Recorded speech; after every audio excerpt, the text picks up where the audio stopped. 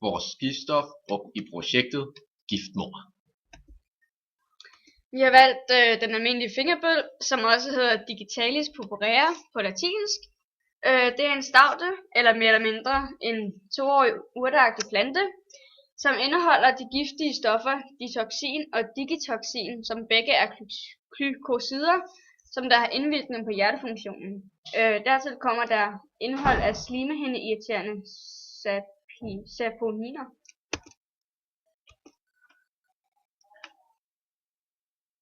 Digitoxin er et glykosid med den kemiske formel C41H64O13, som har virkning på pattedyrs, altså menneskers hjertefunktion.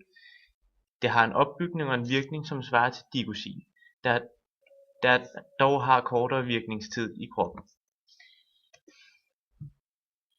Dioxin. Den kemiske formel for dioxin er C41H64O14, som kemisk set er kolossal. Den molære masse af dioxin, som man kunne overveje et mål for tæthed, er omkring 781 gram. Som en sammenligning er vands molære densitet 18 gram. Strukturen. Digoxin er et komplekst system af organisk, altså kulstofbaserede ringe, og det indeholder 3 benzylringe, altså 6 kulstofatomer, 1 benzylring på 5 kulstofatomer og 4 andre ringe af kulstof og 1. Digoxin er en hjerteglykosid, altså en sukkerbaseret sammensætning, der gennem komplekse reaktioner, der involverer natrium og kalium, styrer hjertets rytme. Så har vi polære og upolære stoffer, og de upolære stoffer har en forskel i elektronegativitet, også kaldet deltaen, på under en halv, mens polære stoffer har en forskel på mellem en halv og 2. Vores stof er derfor polært, den har en delta på elektronegativitet på 0,89.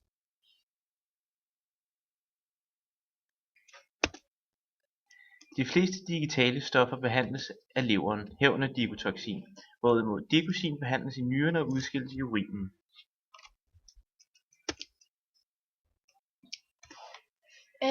Hele planten er giftig, inklusive rødder og frø. Bladene er mest giftige. Hvis man spiser bladene, er der yderst konsekvens risiko for dødsfald. Tidlige symptomer ved indtagelse omfatter utilpashed, opkast, spisevægring, diarré, ondt i maven og hallucinationer, svingende bevidsthed og kraftig hovedpine.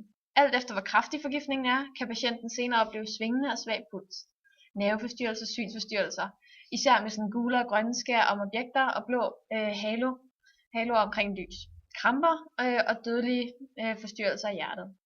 Frisk saft fremkalder mund- og svælgebetændelse. Får man ved et uheld lidt saft i munden, indtages rigeligt med væske og medicinsk kul. Ved indtagelse gives væske, og man provokerer opkastning. Digitalis paralyserer Na+ til K+ ATPase pumpen og har potente vagotone effekter.